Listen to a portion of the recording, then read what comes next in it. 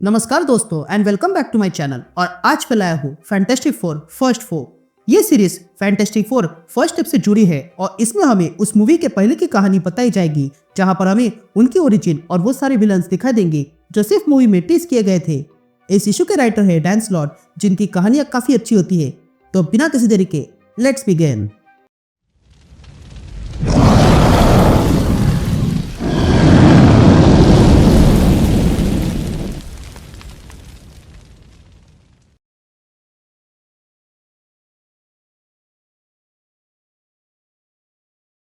तो ये कहानी साल भर पहले शुरू होती है और हम डॉक्टर रेन रोडिन को देखते हैं जो एक्सलीसर को तैयार कर रहा था। अब मूवी देखी होगी तो आपको पता ही होगा ये एक्सलीसर क्या है। तभी रोडिन अपनी टीम से कहता है जल्दी तैयार हो जाओ और मेरे लीड को फॉलो करो। आज डॉक्टर रिचर्ड्स के साथ हम भी इतिहास रचने वाले हैं। तभी रोडिन के पास कुछ मीडिया पर्सन आते हैं और रोडिन से पूछते हैं क्या ये सच है कि मिस्टर रिचर्ड्स ने आपको इस काम के लिए चुना है। जिस पर रोडिन कहता है हाँ ये सच है, मैं उसके कॉलेज का प्रोफेसर था और मैंने ही उसे सिखाया था। वो रेडी है जो हर बार मेरी मदद मांगता है। स्पेस में लाइट स्पीड जाने के लिए जो कैलकुलेशन चाहिए था वो हम दोनों के पास है।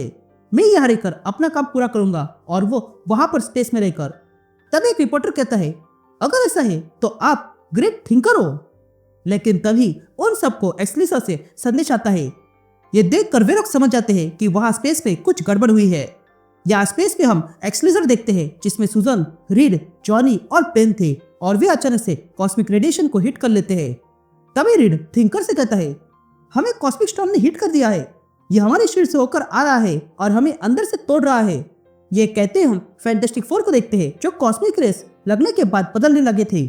तभी रीड स्टेज होने लगा था और सुजन इनविजिबल और जॉनी ह्यूमन टच बन गया था और बेन द थिंग बनने लगा था। या ये बातें सुनकर रॉडिन सारे प्रेस के लोगों को बाहर जाने के लिए कहता है और फिर अपनी टीम से कहता है जल्दी इस मिशन को अबॉर्ट कर दो। लेकिन ये काम का नहीं था। तभी रॉडिन सोचने लगता है और अपने दिमाग में कैलकुलेशन दौड़ाने लगता है और फिर फैंटास्टिक फोर को कांटेक्ट करता है और कहता है मैं हूँ प्रोफेसर रॉडिन और मैं एक्सलीसर के ह्यूमनॉइड रॉबोट से बात करना चाहता हूँ। ये सुनते ही आरबी उसे जवाब देता है। तभी हमें रीड की आवाज सुनाई देती है जो कहता है उस रात हमने जो आवाज सुनी थी वो आगे जाके मैड थिंकर बना। उसके बाद हम देखते हैं कि फैंटास्टिक फोर का प्लेन अर्थ पर आ चुका था और तब उन चारों को बचाने के लिए वहां पर मदद आ जाती है। या ये सब रॉडिन देख रहा था और वो कहता है ये लोग राइट है पर उन्हें करेक्ट होना चाहिए था। या हम देखते हैं कि प्लेन तोड़ के बेन बाहर आ चुका था जो अब द थिंग बन चुका है और फिर उसके बाद रीड, सुजन और जॉनी बाहर आ जाते हैं जिनके पास अब पावर आ चुकी थी। फिर उसके बाद हम टेड गिलबर्ट शो को देखते हैं जहां पर फैंटास्टिक फोर को बुलाया गया था। तभी टेड कहता है आज फैंटास्टिक फोर बच पाए तो सिर्फ एक आदमी के कारण और वो है ग्रेट थिंकर। ये कहते ही टेड रॉडिन का फोटो दिखाता है और फिर रॉडिन को वहां पर बुलाता है। तभी टेड रॉडिन से कहता है प्रोफेसर मैं आपसे पूछना चाहता हूँ उस दिन आपके दिमाग में क्या चल रहा था। ये बातें सुनकर रॉडिन कहता है मुझे इतना क्रेडिट मत दो मिस्टर गिलबर्ट, वो टीम का काम था और खासकर उस रोबोट की मेहनत थी। यह हर्बी है जिसे रीड ने बनाया था वो भी मेरी थ्योरीज को लेकर और एआई का इस्तेमाल करके। और इसलिए मैं यहाँ आज बात करने आया हूँ इन सारे रोबोट्स, एंड्रॉइड और एआई के बारे में। उनके साथ मैं दुनिया को बचा सकता हूँ और इस दुनिया को नया आकार दे सकता हूँ। ह्यूमंस फेलेबल है और हमेशा गलतियां करते रहेंगे और अपनी लाइफ जोखिम में डालते रहेंगे, पर मैं यहाँ आर्टिफिशियल ब्रेन के साथ आया हूँ। यह मास्टर प्रोग्राम है जो हर एक डिवाइस को इस सिटी में चला सकता है और सबको एक साथ ला सकता है किसी परफेक्ट हार्मोनी की तरह। और फिर आता है मेरा एंड्रॉयड। ये स्मार्ट सिटी जितने फंक्शंस कर सकती है उतना ही मेरा एंड्रॉयड भी कर सकता है। लेकिन तभी गिलबर्ट रॉडिन को रोकता है और कहता है माफ करना मुझे आपको रोकना पड़ेगा। ये कहते ही गिलबर्ट बैकस्टेज चला जाता है जहां पर एक महिला गिलबर्ट को बताती है कि अभी अभी उन्हें जॉनी स्टॉर्म का इंटरव्यू लेने के लिए एक चांस मिला है। ये सुनते ही गिलबर्ट वहां से चला जाता है। या रॉडिन ये देख रहा था और वो मायूस हो जाता है और तब हम देखते हैं कि यहाँ पर सब कुछ बंद हो चुका था। फिर उसके बाद हम रॉडिन को देखते हैं जिसने ये बात इंसान के तौर पे मान ली थी और वो किसी नेटवर्क को कॉल करता है और कहता है मैं तुम्हारे नेटवर्क के लिए कुछ एक्सक्लूसिव देना चाहता हूँ। मुझे टेड गिलबर्ट शो ने बुलाया था पर अब उसका नुकसान है और तुम्हारा फायदा होगा। लेकिन तभी पीछे के टीवी पर फैंटास्टिक फोर की खबर चलने लगती है जिसमें बताया जा रहा था कि फैंटास्टिक फोर का सामना मोलमैन के जायंट मॉन्स्टर से हुआ है।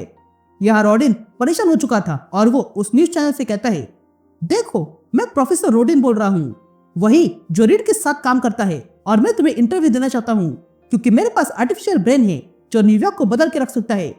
मैं एक ग्रेट थिंकर हूँ और मैं वही हूँ जिसने एक्सलेसर को बचाने में मदद की थी। तभी सामने से एक आदमी का आवाज आता है जो कहता है, यही तुम्हारी प्रॉब्लम है, किसी को उस आदमी की पड़ी नहीं है जो एक्सलेसर पे नहीं था। तुम्हें तो शर्म आनी चाहिए कि तुम वहां नहीं थे। ये बातें सुनकर थिंकर को गुस्सा आता है और वो कहता है, मैं हर एक वेरिएबल प्रेडिक्ट कर सकता हूँ। अगर मैं उस बोर्ड पर होता तो मुझे भी विलेड की तरह ही बहुत सारी इज्जत मिलती। मैं इस दुनिया को बदल कर रख सकता हूँ और अपने अनुसार बना सकता हूँ। ये कहते ही थिंकर को स्क्रीन पे दिखा देता है कि सुजन ने कॉन्फ्रेंस बिठाई थी। अब ये कॉन्फ्रेंस वही है जो हमने मूवी में देखी थी जिसमें हमें डूम की सीट दिखाई गई थी। तभी इस कॉन्फ्रेंस में सुजन सबसे कहती है कि फ्यूचर फाउंडेशन ने रेड की टेक्नोलॉजी का इस्तेमाल किया है और ऐसी इंटेलिजेंट टेक्नोलॉजी बनाई है जो पूरे न्यूयॉर्क को बदल के रख सकती है। ये सारी बातें सुनकर थिंकर को गुस्सा आने लगता है और वो कहता है, क्या रेड की टेक्नोलॉजी, उसका ब्रेक थ्रू। अब कहानी 4 दिन आगे बढ़ती है और हम फैंटास्टिक फोर को देखते हैं जो तैयार होके कहीं पर निकलते हैं। यहाँ सड़कों पर अचानक से सारे स्क्रीन पर थिंकर आने लगा था और वो रीड से कहता है, चौंक गए क्या रीड, तुम्हें ये आते हुए देखना चाहिए था, लेकिन अब तुम देखोगे कि मेरी टेक्नोलॉजी की चोरी करने का क्या अंजाम होता है। तो न्यूयॉर्क वासियों, मिलो अपने नए मालिक से, अब से इस न्यूयॉर्क को मैं पूरी तरह खत्म कर दूंगा। ये कहते थिंकर वहां की सारी कार्स और अप्लायंसेस को अपने कंट्रोल में करके फैंटास्टिक फोर पे हमला करवाता है, लेकिन सुजन उन सारे वार को अपने फोर्स फील्ड से रोकती है। तभी फैंटास्टिक फोर अलग होकर रोकने लगते हैं, लेकिन तभी थिंकर कहता है, तुम्हें क्या लगा अलग हो जाओगे तो मुझे पता नहीं चलेगा। यह कहते थिंकर वहां की क्रेन को बंद कर देता है, जिसके कारण उस क्रेन में उठाया हुआ स्टील नीचे गिर जाता है। ये देखकर जॉनी तुरंत उस स्टील के नीचे खड़ी लड़की को बचा लेता है। या रीड देखता है कि उसकी फैंटास्टिक कार थिंकर के कंट्रोल में थी। ये देखकर रीड कहता है, अगर रॉबिन मेरी सारी चीजों को कंट्रोल कर सकता है तो हर्बी, मैं चाहता हूँ कि तुम फैंटास्टिक फोर के नेटवर्क से डिस्कनेक्ट हो जाओ। हम नहीं चाहते हैं कि थिंकर तुम्हें भी कंट्रोल कर ले। ये सुनते ही हर्बी डिस्कनेक्ट हो जाता है। या सुजन देखती है कि थिंकर ने पास के ट्रांसफॉर्मर को कंट्रोल कर लिया था। ये देखकर सुजन उसे रोकने लगती है और बाकी मेंबर्स से कहती है, हमें जल्दी कुछ करना होगा। यहाँ जॉनी ब्रिज पर फंसे लोगों को बचाने लगता है, तो वही थिंग एक ही बार में फैंटास्टिक कार को तोड़ देता है और उसे वहीं पर फेंकता है। तभी फैंटास्टिक फोर फिर से एक होते हैं और तब सुजन सबको गायब करके ले जाने लगती है। तभी रेड कहता है, यहाँ से चलो, मैं जानता हूँ बेन क्या सोच रहा है, तो चलो वही करते हैं।